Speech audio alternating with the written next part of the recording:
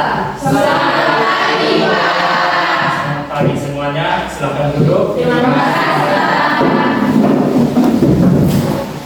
Sekali lagi selamat pagi. Selamat pagi, Pak. Kapan hari ini apakah masih sehat? Masih. Semangat? Masih. Semangat pagi. Pagi. Luar biasa. Selamat siang. Mari kita beri aplaus. Terima kasih. Pertama-tama kita panjatkan puji dan syukur kehadiran Tuhan karena berkat cinta dan kasih-Nya kita dapat berkumpul di tempat ini untuk melaksanakan kegiatan belajar mengajar kita pada hari ini. Jadi sebelum kita masuk ke dalam pelajaran kita pada hari ini, salah satu siswa maju ke depan untuk memimpin kita di dalam doa.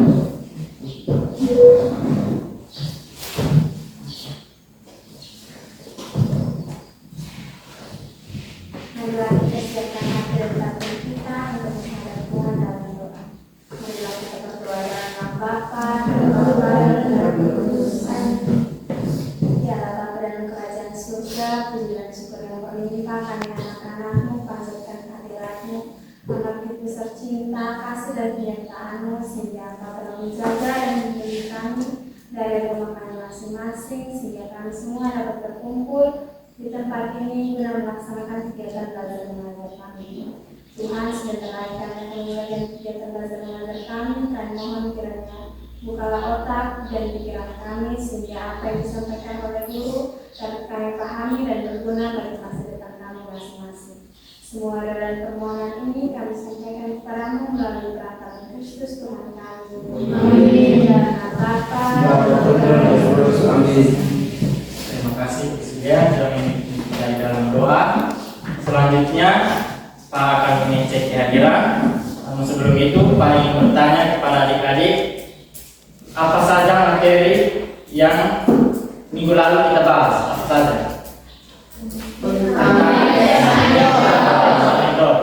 Jadi sebentar kita ada permainan sedikit. Jadi kalau Pak memanggil atau mengecek dan memanggil setiap siswa namanya, nanti salah satu orang siapkan satu kata tentang teks anekdot. Sudah siap? Siap. Oke, kita mulai.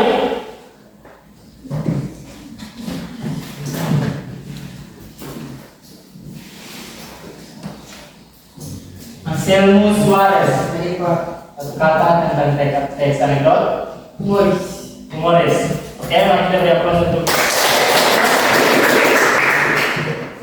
Brigita Mea. Ayo Pak. Apa ini? Sindiran. Oke, tentang berikut Bernadetta Naifui. Ayo Pak. Satu kata tentang teks anekdot. Kritik. Oke, mari kita beri aplaus. Yang berikut Blandina Intoluan. Satu kata tentang anekdot. Lucu. Oke, tentang Cecilia Clarice Francisca. Satu kata tentang teks anekdot. Kesan. Oke, terima kasih. Mari kita lihat. Demetriana dos Santos. Ayo Pak. Singkat. Oke, tentang Elizabeth Januari Moro. Ayo Pak. Apa itu? Kepastian. Oke, mari kita lihat. Evangelino Putra Sosa. Ayo Pak, Satu kata. Komplikasi. Mari kita lihat dulu. Fibiola Aurelia Vizcanaa. Dialog. Oke, mari kita lihat. Ignacia Indonesia Dato. Ayo Pak. Satu kata. Harapan. Oke, mari kita lihat dulu. Dan Maria Lalo. Ayo Pak. Koda. Oke, mari kita lihat dulu. Joel Perez Lopez. konjungsi Pak. Konjungsi. Oke, tentang Maria Kristiani Olga Bertai. Ayo Pak. Orientasi. Mari kita beri aplaus untuk Olga. Maria Priscilla Aurelia Mau. Ayo Pak. Perilaku. perilaku. Oke, terima kasih Aurelia. Yang berikut Maria Priscilla Valo. Hadir Pak. Polisi. Politik. Oke, mari kita berkata. Marcella Felicia Polo. Hadir Pak. Apa itu satu kata? Polisi. Krisis. Oke. Noprianto Moniz Korea. Ya, hadir ya. Rinaldo Savio Ruben de Jesus. Hadir Pak. Kesan. Ya, Kesan. Isan. Oke, mari kita berkata. Stefania Paula Naisau. Hadir Pak. Satu kata. Reaksi. Reaksi. Oke, mari kita berkata. Stefanus Johan Bere. Hadir Pak. Satu kata. Sindiran. Sindiran. Terima kasih Johan. Mari kita berkata.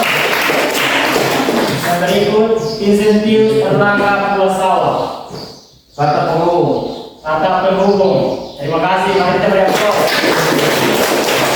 Adik-adik. Jadi begitu. Berarti kalian masih paham tentang materi minggu lalu, yaitu anekdot. Jadi mari kita lanjut ke pembahasan materi kita pada hari ini. Namun sebelum lanjut, Pak ada satu cerita untuk kalian semua. Coba dengarkan baik-baik. Jadi di suatu hari atau di suatu sore ada sepasang kekasih yang bernama Agus dan Juli. Mereka melakukan perjalanan dari Pulau Vedan ingin ke Batu Merah. Jadi pada waktu itu pada pukul 19.00 atau pukul 7 waktu Indonesia Tengah, di dalam perjalanan sesampainya di hutan Jatileno, mereka merasakan ada beberapa orang yang mengikuti mereka. Jadi awalnya mereka itu tidak curiga. Jadi mereka jalan-jalan, sesampainya di pos satpam, mereka mulai merasakan ada keanehan, ada kejanggalan di situ. Jadi pada waktu itu mereka melihat ke belakang dan perempuan atau si gadis yang bernama Yuli ini sudah mulai ketakutan dan ia mulai berbisik kepada pacarnya yaitu Agus yang mengatakan bahwa sayang, tolong percepat laju kendaraan karena ada orang yang mengikuti. Jadi mereka mulai berlaju dan tiba-tiba ada beberapa orang yang menghadang mereka di depan. Kalian tahu apa cerita lanjutnya? Mau tahu? Oke, jadi cerita lanjutnya begini. Jadi 4 orang ini menghadang mereka dan tiba-tiba mencabut kunci motor milik mereka. Jadi pacar dari Yuli ini, Agus ini mulai ketakutan karena ada 2 orang itu membawa Yuli menjauh dari Agus. Jadi pada saat itu 2 orang itu maju dan berbisik kepada si Agus. Mereka bilang, "Lu kenal Veronica kok?" Jadi ceritanya begitu. Ceritanya sambung dan Agus mulai tersadar di teras rumahnya karena ia bermimpi di siang bolong. Nah, adik-adik semua, jadi yang barusan kakak cerita itu adalah salah satu contoh dari cerita pendek. Dan hari ini kita akan membahas materi tentang cerita atau cerita pendek.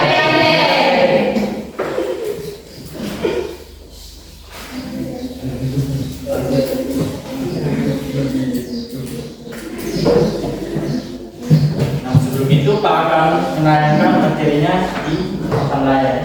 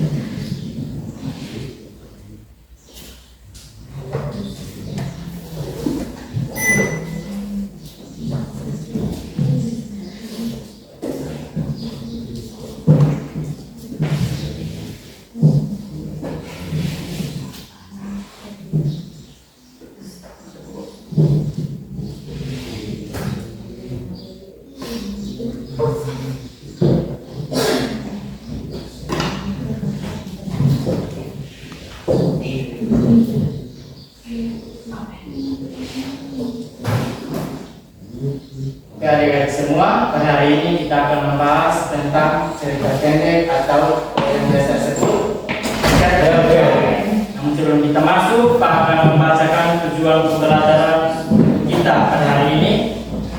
Yaitu yang pertama, peserta didik diharapkan dapat memahami pengertian unsur, membangun dan nilai-nilai yang terkandung di dalam cerpen. Dan yang kedua, peserta didik mampu menangkap isi dan pesan moral dari cerita pendek.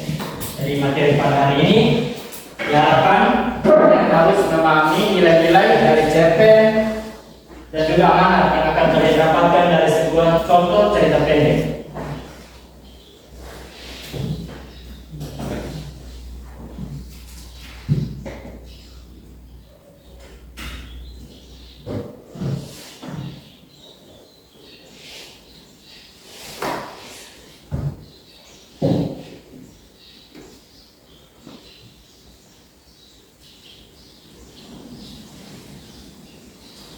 Yang pertama, apa itu cerpen? Menurut kalian, apa yang ada di otak kalian atau di benak kalian setelah mendengar kata cerpen? Menurut pendapat kalian? Cerpen atau cerita pendek adalah Satu-satu, mulai dari Hasil. cerpen atau cerita adalah cerita yang habis dibaca sekali. Menurut Hasil, cerpen adalah cerita yang habis dibaca dalam satu kali duduk ya. Mari kita lihat dulu satu Hasil. Berikut siapa lagi yang berpendapat? Rizka. Apa itu cerpen menurut Rizka? Cerpen adalah bentuk fiksi berupa kisah tentang manusia lewat tulisan pendek. Oke, terima kasih untuk Rizka. Mari kita berdoa.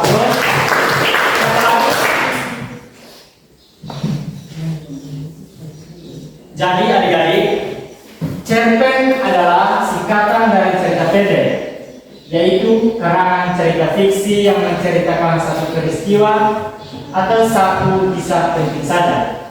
Ceritanya pendek, bisa dibaca habis dalam sekali duduk, seperti yang dikatakan Hansel tadi, dan fokus pada satu tokoh utama serta satu masalah utama.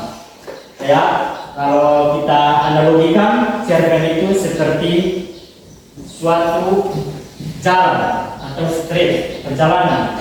Jadi cerpen ini ibaratnya jalan yang lurus. Kalau ada tujuannya, berarti cerpen ini jalannya lurus saja, tidak ada tikungan-tikungan atau belokan-belokan. Jadi cerpen ini lurus untuk mencapai tujuannya, yang berjalan lurus, tidak berbelok-belok. Itu yang dinamakan dengan cerpen, atau bisa dihabiskan dalam sekali duduk. Cerita yang dihabiskan dalam sekali duduk atau sekali baca. Berikut, apa yang membedakan cerpen dengan novel? Menurut kalian, yang membedakan cerpen dengan novel itu seperti apa? Siapa? Priscilla, silakan. Kalau cerpen itu dia hanya satu bab saja, kalau novel bisa sampai puluhan bab. Puluhan bab. Oke, mari kita berevolusi. Dari cerpen itu bisa hanya satu bab, sedangkan novel itu berpuluh-puluh bab. Kalau kita ketahui atau kalian melihat buku dari novel, kalian akan mengetahui bahwa novel itu bukan dihabiskan hanya sekali dulu, tapi yang membutuhkan waktu berminggu-minggu atau berbulan-bulan untuk menghabiskan cerita di dalam novel itu. Kalau cerpen, kita bisa membacanya dalam sekali dulu. Itu yang biasa membedakan dengan novel. Kalau kosakata di dalam cerita pendek itu hanya berkisar dari 5.000 kata sampai 10.000 kata. Kalau novel itu berkisar dari 100.000 kata sampai 500.000 kata satu. Itu yang membedakan cerita pendek dengan novel. Oke, yang berikut kita masuk ke ciri-ciri cerpen. Jadi adik-adik, ciri-ciri cerpen itu yang pertama, ada masalah atau konflik yang bikin kita penasaran di dalam cerita yang akan dibawakan oleh pencerita atau narator. Ia akan membeberkan suatu cerita yang membuat pembacanya itu penasaran atau bertanya-tanya, kira-kira apa kisah yang dia maksud di dalam cerita yang akan kita baca ini. Itu yang dinamakan dengan ada masalah atau konflik yang bikin kita penasaran. Yang kedua adalah ada kejutan atau peristiwa yang tidak terduga. Dalam cerpen itu ya seperti sebuah kado ulang tahun. Kita tidak bisa menebak isi di dalam kado tersebut. Jadi cerpen itu bisa memberikan kita sebuah kejutan. Di dalam cerita itu bisa memberikan cerita-cerita baru yang mampu membuat kita bertanya-tanya. Dan ciri-ciri yang berikut adalah alur. Alur ceritanya itu jelas, tidak berbelit-belit. Cerpen itu tidak berbicara panjang sekali lebar atau cerita yang basa-basi seperti novel. Novel itu kalau kalian lihat itu ceritanya berbelit-belit.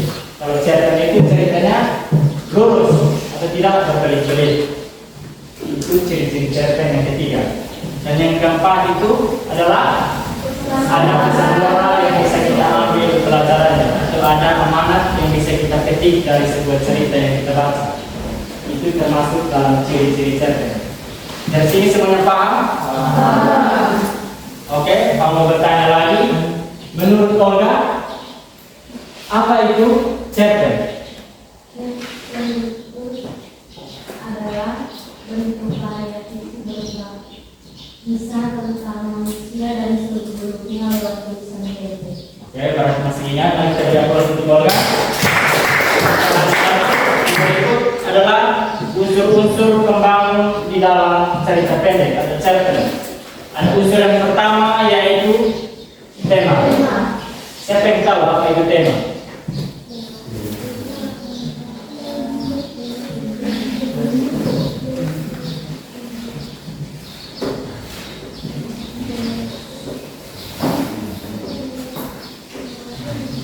Menurut kalian kira-kira apa itu tema di dalam unsur pembangun dalam sebuah cerpen?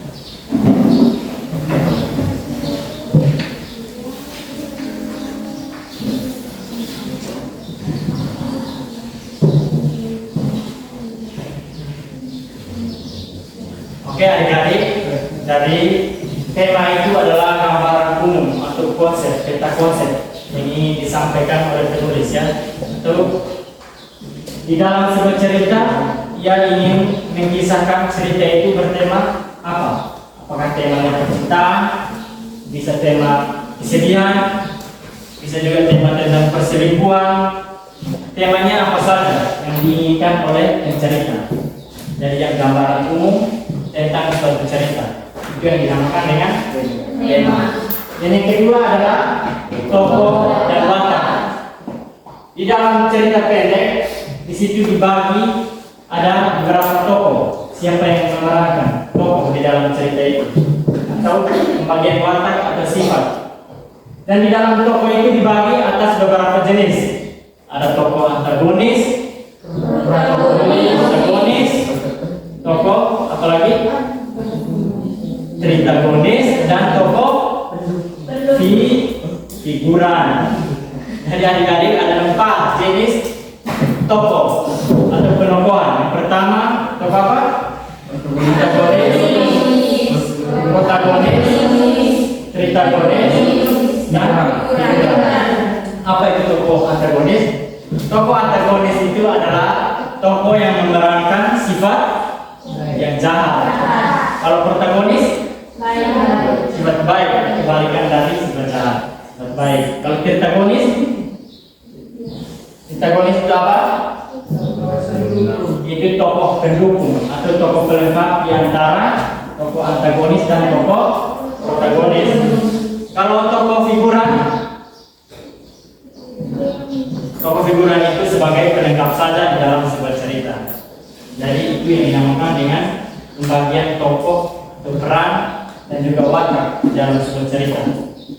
Dan yang berikut adalah latar. Latar itu diartikan sebagai pengadaan, atau di situ latar dibagi atas beberapa bagian, yaitu pembagian tempat, waktu, suasana. Di mana tempat diadakan sebuah cerita? Apakah di sekolah, di rumah sakit, bisa di mana saja. Yang juga pembagian waktu. Waktu sekarang, waktu yang lalu, dan juga waktu yang akan datang. Dan suasananya bisa bahagia, bisa marah, bisa lucu. Suasana di dalam cerita itu ya. Dan lainnya. Dan yang berikut adalah alur. Alur itu dibagi ada beberapa bagian lagi. Yang pertama, Alur maju, alur mundur, alur campur. alur campuran. Dan bisa juga alur ini ada beberapa struktur dalam alur, yaitu yang pertama ada pembukaan atau yang dinamakan dengan orientasi, ada komunikasi, ada pengadaan masalah, ada solusi, ada juga modal atau menutup. Jadi itu yang dinamakan dengan alur. Yang terakhir adalah amanah. Apa itu amanah? Pesan akhir yang ingin disampaikan oleh jadi adik-adik, itu yang dinamakan dengan unsur intrinsik atau unsur pembangun di dalam sebuah cerita pendek.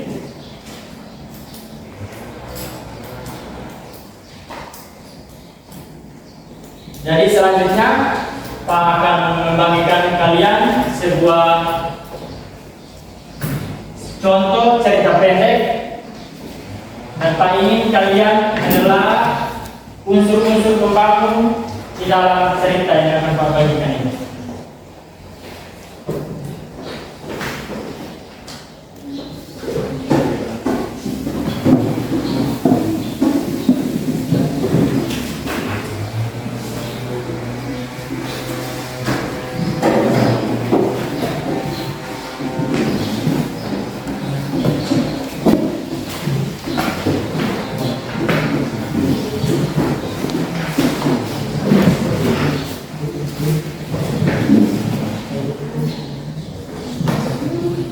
Silahkan membacanya dan tentukan unsur pembangun di dalam cerpen tersebut, yaitu ada berapa, ada tema, ada tokoh, waktu 5 menit untuk kalian cari sampai telah.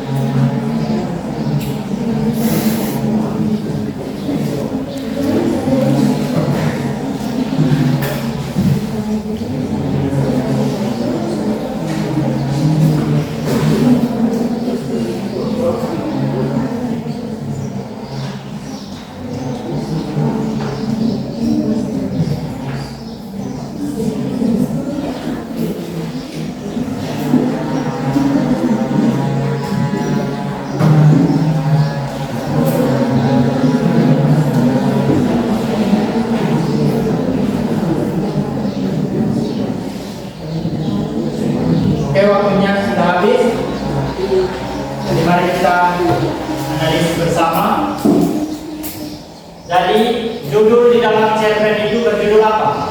Jingga di sudut perpustakaan.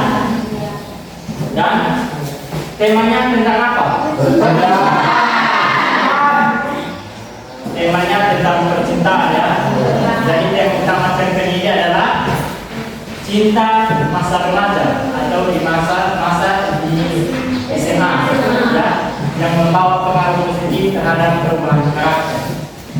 Jadi adik-adik, cerita itu tidak hanya fokus pada romansa, tetapi bagaimana dua orang dari dunia yang berbeda bisa saling mengisi dan menginspirasi. Jadi itu tema di dalam sebuah cerita pendek itu yang berjudul Jingga. Dan yang kedua itu apa? Jadi di dalam cerita pendek itu tokohnya siapa saja? Galang dan juga Tari. Coba sebutkan sifat-sifat dari Galang dan juga sifat-sifat dari Tari. Siapa yang tahu? Satu-satu. Dari Priscilla, sifat dari Galang itu seperti apa? Ceria. Yang lain?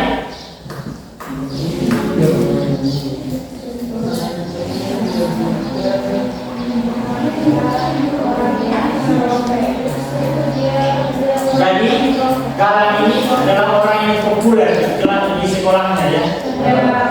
Jadi ia seringkali tampil di roman basket. Jadi Galang ini di karakternya itu orang yang populer dan orang yang selalu ceria. Kalau tokoh dari Tari sifatnya seperti apa? Dan ramah, dan juga ya seorang yang introvert. Jadi karakteristik dari Tari ini adalah ia juga seseorang yang sangat cerdas di sekolah. Orang yang seringkali cerdas itu orang-orang yang seringkali introvert. Jadi itu adalah tokoh dan pelokohan dari cerita pendek yang berjudul Jingga di Sudut Perpustakaan. Yang berikut adalah latar atau setting. Jadi latar tempatnya itu di mana? Sekolah. Terkhususnya di mana? Ada latar di perpustakaan dan juga ada latar, ada satu bagian yang menampilkan di halaman sekolah, tempat perayaan kelulusan. Yang berikut unsur apa lagi?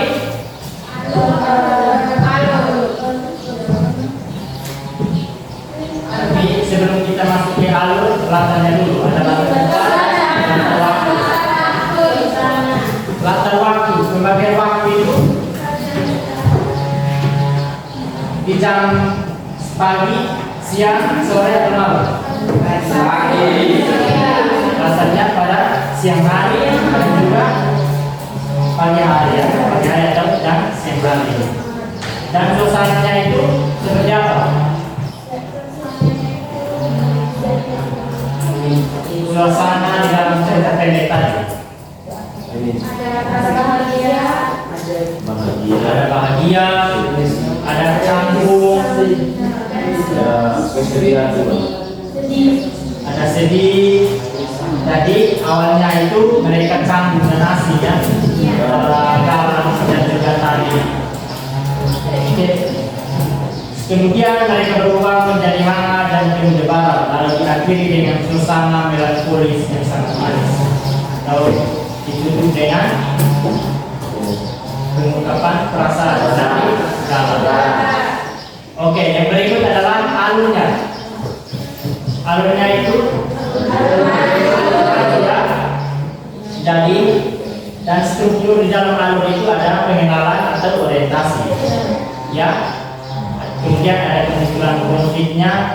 Galang terpaksa duduk di depan Tari karena perpustakaan penuh dan kesulitan memahami tugas puisi.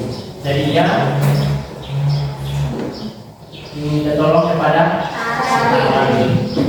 Jadi itu adalah alur dari cerita yang berjudul Jingga di Sudut Perpustakaan. Dan yang terakhir adalah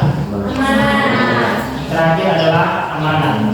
Kira-kira kesannya untuk kita semua itu apa menurut kalian?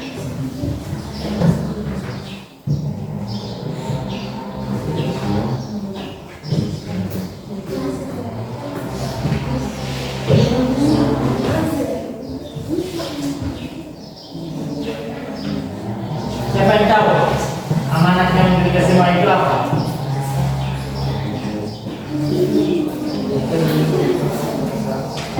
Olga, silakan. Kesan yang kita semua itu.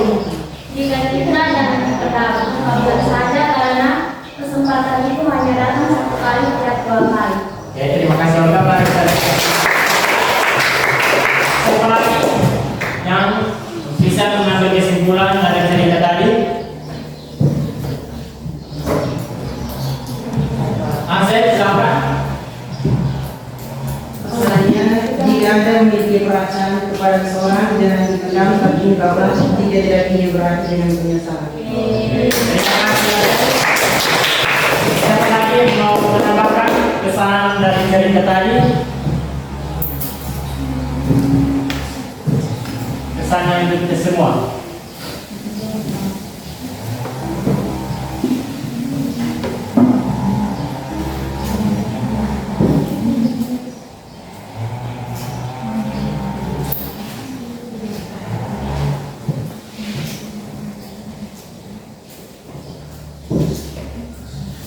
Jadi adik-adik, kesannya untuk kita adalah yang pertama adalah hargai setiap pertemuan dan setiap hubungan yang terjalin. Dalam cerita tadi itu kita harus belajar tentang menghargai pertemuan di dalam hubungan. Itu yang pertama. Yang kedua itu kehadiran seseorang bisa mengubah dan mewarnai hidup kita, layaknya cahaya jingga yang indah di sudut sepi. Seperti judulnya tadi, yaitu jingga di sudut. Yang pesan yang berikut adalah jangan menyesali yang sudah pergi ya. Seperti yang dikatakan Ansel tadi, harus mengungkapkan perasaannya secepat mungkin. Jadi supaya jangan menyesal di akhir cerita. Yang berikutnya adalah perpustakaan dan buku menjadi lambang kenangan dan pelajaran tetap ada. Selalu bisa dibaca dan diingat meski sosoknya sudah tidak ada di sana. Jadi pesannya untuk kita semua menarik. Oke, yang berikut, setelah menganalisis dan menelaah unsur intrinsik dari cerita tadi, apakah kalian bisa membuat salah satu contoh tentang cerpen? Bisa. Bisa? Bisa. Bisa? Bisa. Oke, siapa yang mau membacakan cerpen yang dibuat? Oke, Ray, silakan maju ke depan.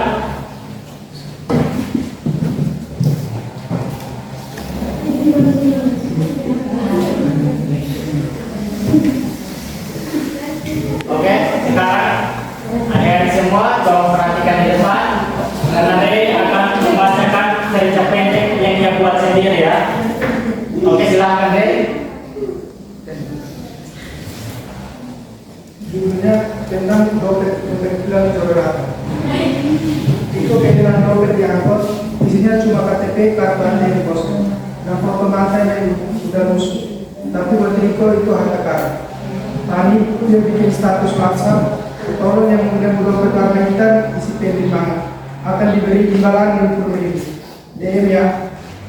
30 menit kemudian ada yang DM. Ingat aku demo. Datang ke warung bakso Bu Saria.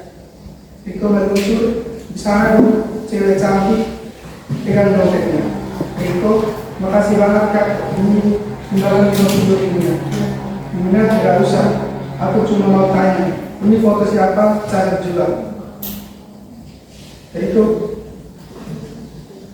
gugup, oh itu mantan, udah putus 2 tahun lalu. Mina, bagus. Soalnya kalau belum putus, aku balikin dompetnya ke dia. Riko ketawa dia. Mina, kebetulan aku lagi nyari orang jujur. Statusnya kamu kelihatan panik, tapi gak ada baik, jarang ada. Singkat cerita, dompet balik. 50.000 kan jadi dikasih, yang dikasih malah nomor yang ini.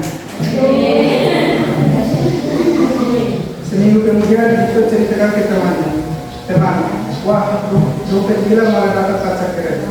Itu ya, sekarang aku sengaja hilangin dompet tiap minggu. Siapa yang dapat jodoh lagi? Teman, goblok. Itu namanya bukan cari jodoh, itu cari duit.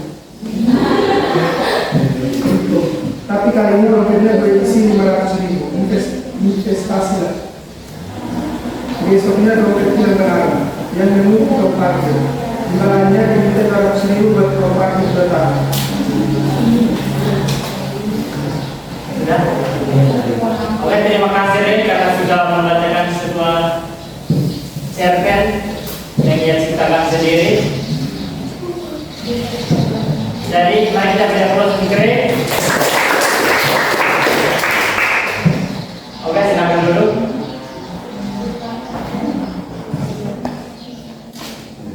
Jadi adik-adik, itu adalah salah satu contoh cerita pendek dari Ren. Jadi Ren, temanya apa itu? Yang Ren buat? Temanya tentang apa?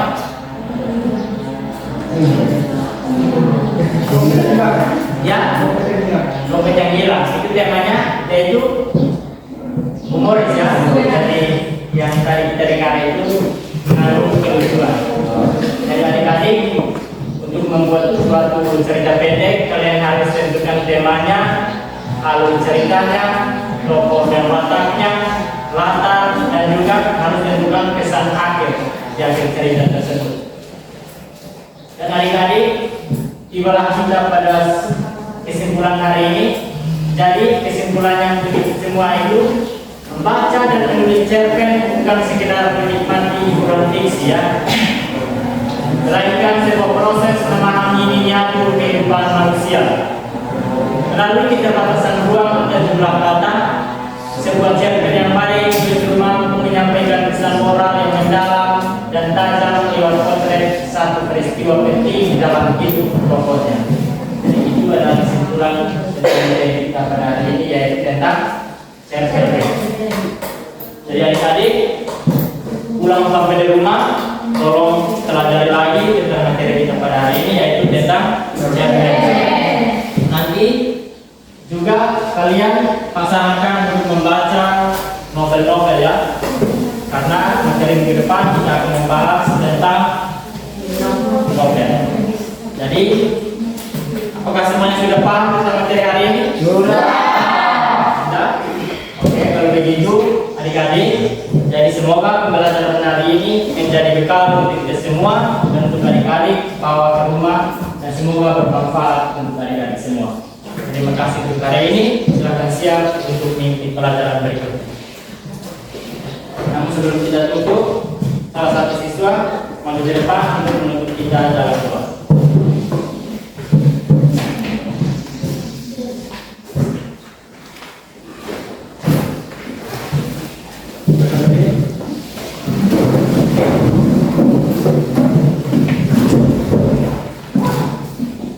Marilah kita siapkan hati membantu kita untuk menghadapi orang tua. Dan menambah. Ya Tuhan, terima kasih karena Engkau telah menemukan dari awal pelajaran hingga berakhir kembali. Ini adalah tengah-tengah pelajaran baru, sehingga Engkau menemukan lepas dan kembali berakhir kembali. Hanya ini saja dalam permohonan kami, yang kami satukan dari Tuhan Kristus Tuhan kami. Amin. Dalam nama Bapa. Siap. Beri salam. Terima kasih Pak. Terima kasih, selamat siang semuanya.